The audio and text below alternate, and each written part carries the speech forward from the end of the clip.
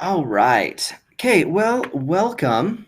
It's been a while since we've met, but hopefully you guys had a good Thanksgiving break. Enjoyed some time with family, friends, all that kind of fun stuff. Just so you know, this lesson is being recorded for learning purposes. As we are on the chat, just make sure that we're following along with the Nearpod lesson. Use the chat tool respectfully and appropriately, and also respond to questions and instructions the first time. What you were going to do is we're going to talk about basically risk management, which is more about insurance, protecting yourself against all of those different sort of things. Before we do, let me get to where we're at right now. So if you go to our course on the main page, you will see that, of course, today is the 27th. Today you'll be assigned quiz 23 through 28. So you want to make sure you do those. Once you get into the units, what are over here, you can see that 27, 28 is right here. If you go to Unit 4, Module 9, or Module 10, and then Module 9 is where you're going to find 23 through there. So just same thing as you've done all other ones. Watch the video, go through it. We'll watch a little bit, one of the videos on here that we'll talk about risk management, which is a big portion of what you'll be learning there. Okay.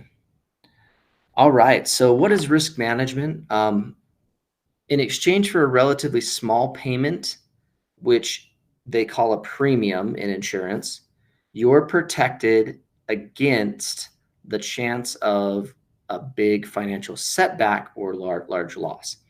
So for example, if I had a home, right, and that home burned to the ground, if I did not have that insured, I would be out a ton of money. But instead, what I do is I pay so much every year for homeowners insurance, and that protects me from that loss. So that's how that would kind of work. Insurance isn't fun to pay because you never know.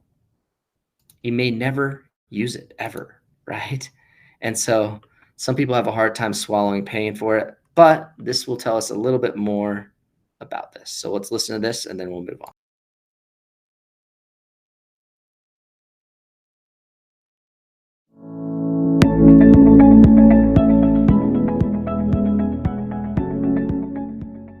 Hi, I'm Becca. Today we will discuss the purposes of insurance and risk management and discuss insurance needs at different stages of life.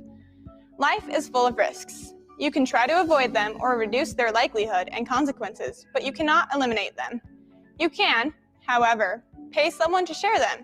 That is the idea behind insurance. There are speculative risks, that is, risks that offer a chance of loss or gain, such as developing a killer app that may or may not sell, or investing in a corporate stock that may or may not provide good returns. Such risks can be avoided simply by not participating. They are almost always uninsurable. There are pure risks, which are accidental or unintentional events, such as a car accident or an illness. Pure risks are insurable because their probabilities can be calculated precisely enough for the risk to be quantified, which simply means it can be priced, bought, and sold. Risk shifting is the process of selling risk to someone who then assumes the risk and its consequences. Why would someone buy your risk? Because in large enough market, your risk can be diversified, which minimizes its cost. Insurance can be purchased for your property, your home, your health, your employment, and your life. In each case, you weigh the cost of consequence of a risk that may never actually happen against the cost of insuring against it.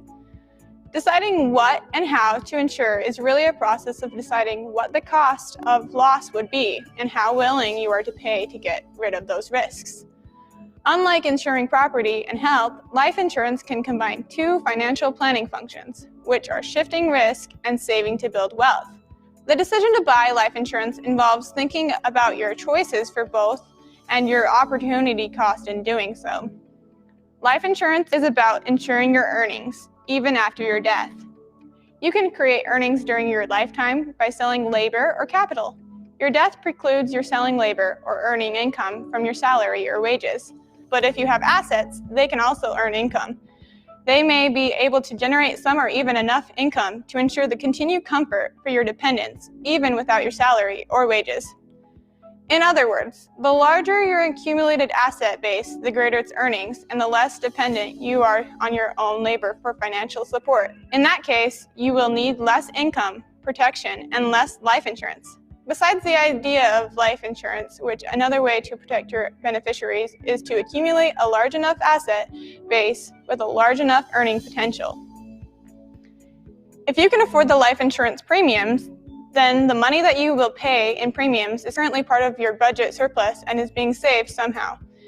If it is currently contributing to your children's education savings or to your retirement plan, you will have to weigh the value of protecting current income against ensuring your children's education or your future income in retirement, or that surplus could be used toward generating that larger asset base.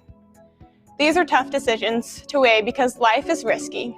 If you never have an accident or illness and simply go through life earning plenty and paying off your mortgage, saving for retirement, and educating your children, then all of those insurance premiums just wasted? No.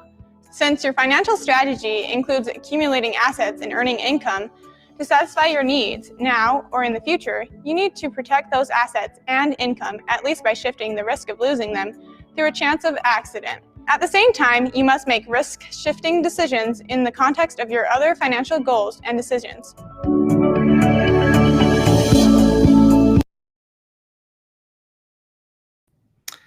Okay, so it's talking about risk shifting, which is basically insurance. So I want you to kind of fill in this. Hopefully we have some of you on the Nearpod. If you're not on the Nearpod, feel free to jump on there. So let me give you a second to fill in this, and then we can kind of discuss why. So one of the other courses that I teach here at Utah Virtual Academy is Driver's Ed. And so it's really kind of something that I look into about risk and stuff like that. But this one's kind of an interesting one. So I'll give you a second to fill this out.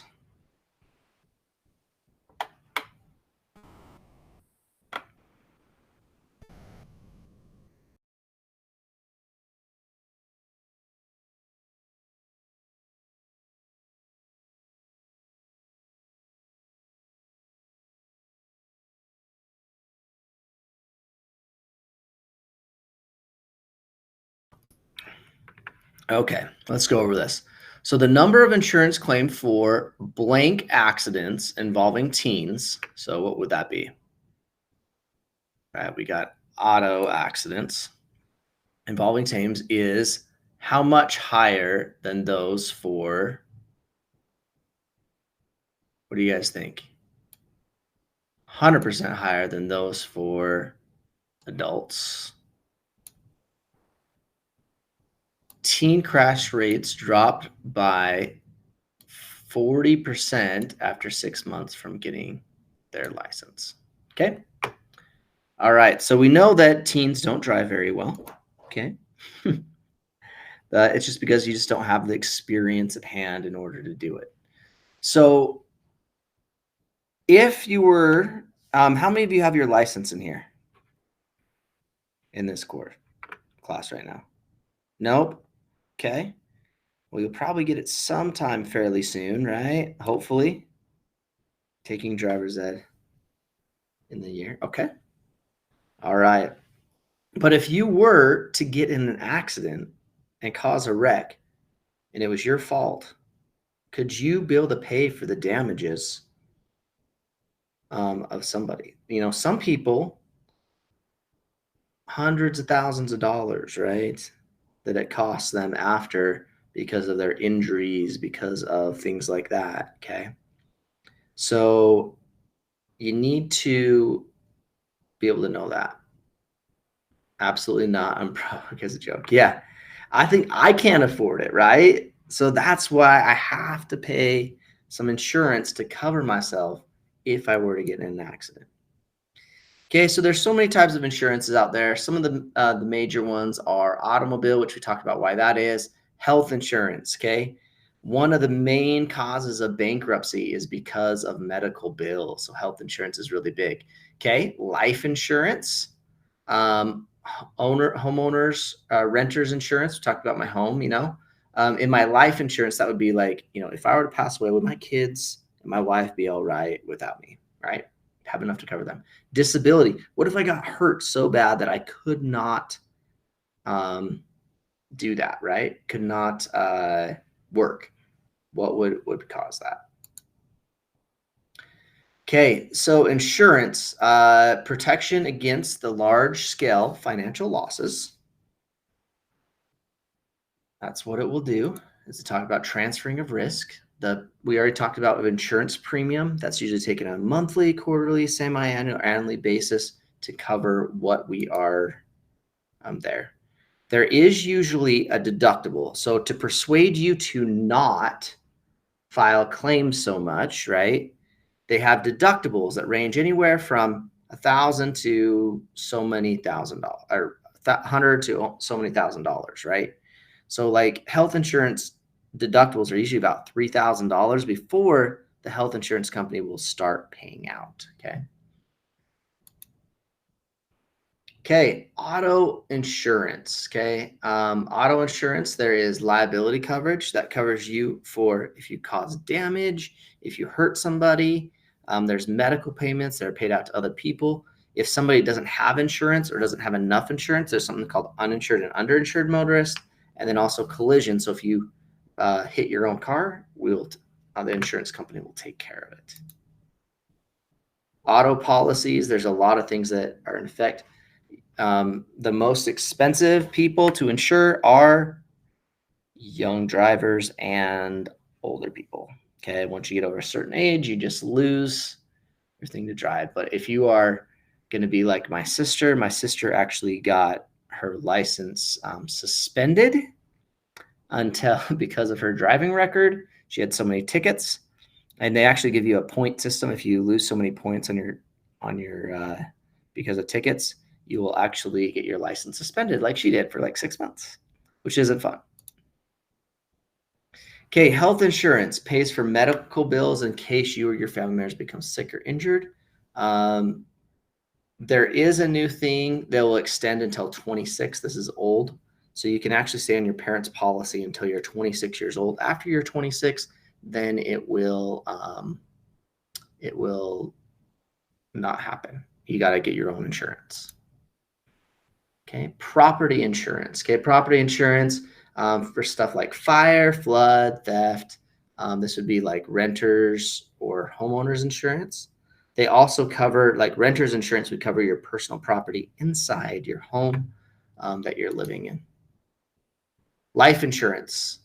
This is kind of sad, but people die, right? And to cover myself, so I have enough life insurance that my wife could pay off my house. We could pay off any of our debts, and she could live for enough years until the kids are out of the house without having to work if she didn't want to.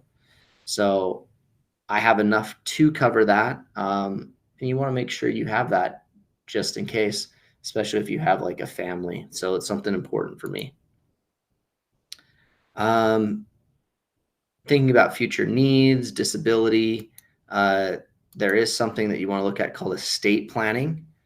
So once you do develop assets like a home, like investments, stuff like that, you will want to make sure that that's transferred to the people you like and not go into what's called probate.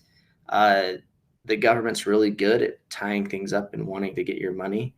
So if you have an estate plan already established, for example, I have a trust. So if I were to die, my life insurance goes to my trust, and then my trust is actually divvied out and says who gets what and when and all that kind of stuff. So, okay, and that will be like a will, trust, joint assets, stuff like that. Okay, so that tells us a little bit about what you're going to be going over. Hopefully helps you with some of your questions. just a reminder, this week, quizzes 23 through 28. You'll want to get those done. They'll be due on Friday, and I will zero those out. So any questions you guys have before I let you go? Okay. If you know what you need to do, you guys can take off. I appreciate your time, and we'll catch you next time.